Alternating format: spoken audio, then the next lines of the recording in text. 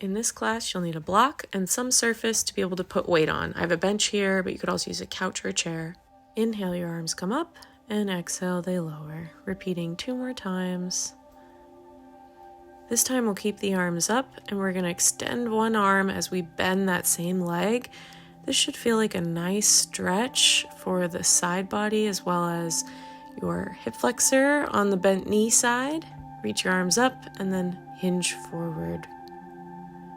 From here, we're going to do some halfway lifts, bringing the hands behind the back, coming up halfway, and lowering down. One more time, inhale up halfway, and exhale down. In this forward fold, let's do a twist. Now, you could reach your hand down to the floor or use your block to help with the twist. Keeping your hips as square as you can, let's transition to the other side. Now we'll be working on activating the shoulders, so thumbs pointing up to the ceiling as you lift your arms overhead. While this is a bit more faster pace, definitely try to keep the posture in the spine fairly neutral. Just a few more here. On this next one, we're going to hold and then pulses up for 10, 9, 8, 7, 6, 5, 4, 3, 2, 1. Hold and lower down. Doing any movement that feels good, swaying side to side feels really good to me right now. On this next one, draw yourself back up to a standing position, rolling your shoulders back, making your way with your feet underneath you. And now for a shoulder activation series. Bringing our arms in line with our shoulders, we're going to pulse our arms back with the thumbs facing the back wall, activating the scapular retraction muscles. Now we draw our elbows in and extend out, imagining we're pulling very heavy weights off to the side.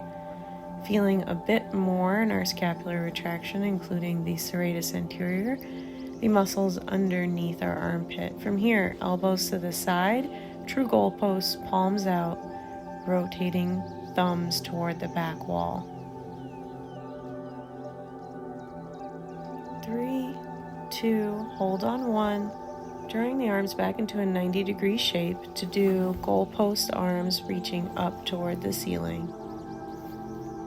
For 4, 3, 2, and on 1 we'll hold and rotate up toward the ceiling with our fingertips without arching our upper back, keeping the abdominals active. 3, 2, 1, we hold, and now we'll draw the elbows in toward one another.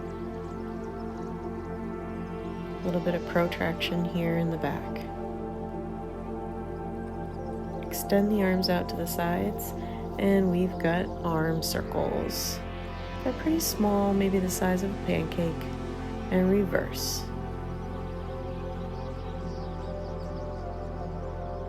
3, 2, 1, and lower that down.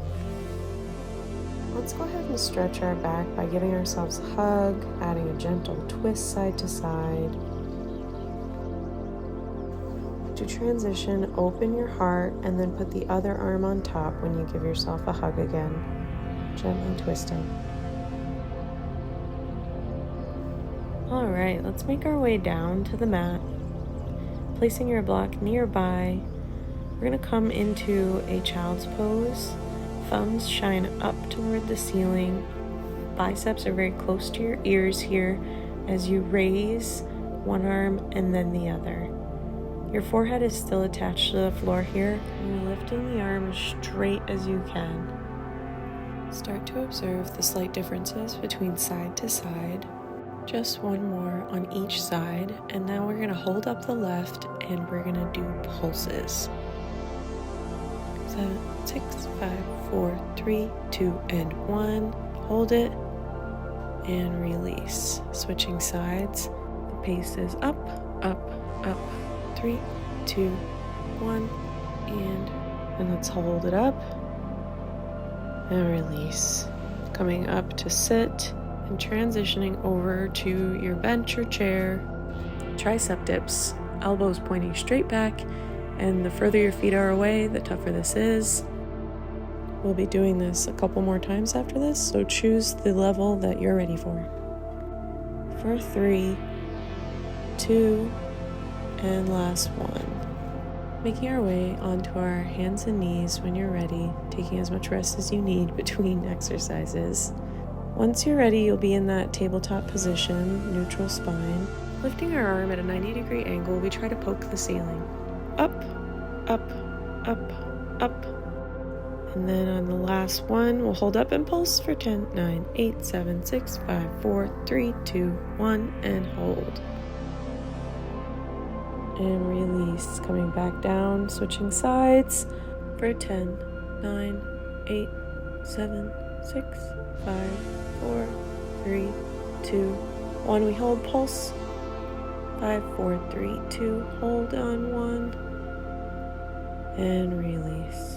Sitting back into a child's pose, just relaxing. Let's make our way back to our surface, doing our second set of tricep dips. Choosing how far out you want your feet to be, setting yourself up, really pressing the floor away, coming into a straight arm as you push up, we bend and straighten. 3, this is 2. On 1, we'll kind of stay down a little bit and do some little pulses, just coming slightly up and then back down. And extend, take a break. It's the only time we'll do the pulses. Grab your block, lying down on your mat, bringing your block to your bottom. Extend your arms behind you and bring your hands to the sides of the block without gripping. Now you're going to try, as you can see here, my arms are not very straight because I'm getting back to it. But you're going to try to hug the block with your hands, pressing in and extending your arms fully straight as you lift on up. For right now, you may feel your wrists buckling out to the sides a bit. This is all very normal. It's a very difficult pose to do. Again, let's lift up. Try to straighten those arms as much as you can. And lowering down. This is not an easy one, so take a moment to rest. And now we'll transition back to our bench for our final set of tricep dips. Here we go. Bending down, raising up.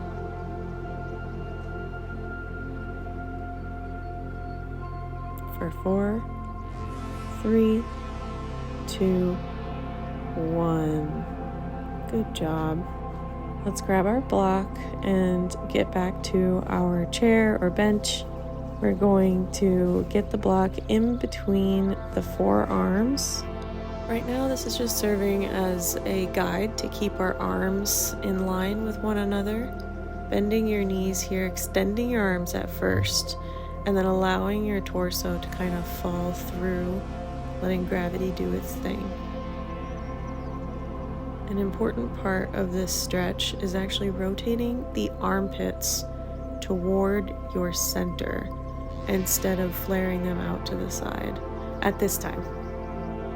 This is an intense shoulder opening stretch, so please remind yourself to breathe evenly as best you can. Slowly come out of it. And now we'll place the block back in between the elbows. This time placing the elbows on the edge of the surface and reaching back here to feel a deeper stretch. With the bent elbows, it will increase a little bit the pressure in this stretch. Here I'm doing a very mild cat and cow. If this does not feel good, I'd encourage you just to hold it and focus on your breath.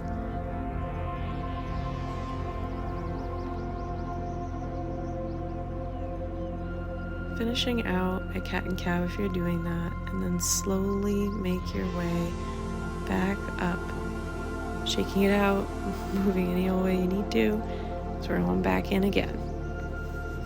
Here, let's try out a slightly different position, elbows still hugging into the blocks, and maybe reaching the hands toward the back.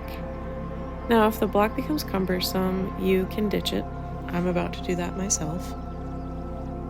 The block is more a reminder of positioning the arms so that they don't flare out to the sides.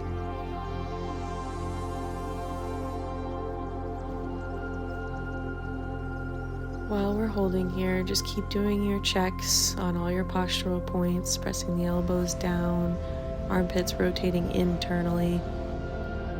No dip in the back, shouldn't have any pinching pain back there. Just focusing on the heart opener here.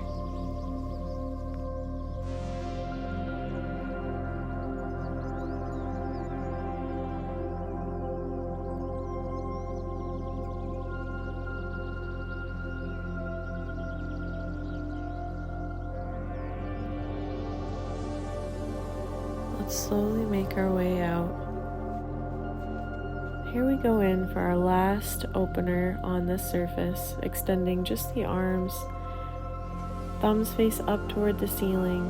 Rotating your armpits internally will help protect the shoulder joint. Just allowing gravity to do its thing in this puppy pose with a level. Now here I am allowing my spine to arc, experimenting with your limits without pushing too far, adding a little circle if you like, basically a barrel circle of the torso. It should feel good. If it's not feeling good, you don't do it. Just a couple more gentle movements of any kind, lifting the heart at the end if you can, and slowly make your way out of it. Back into a child's pose with the arms hugging by your sides.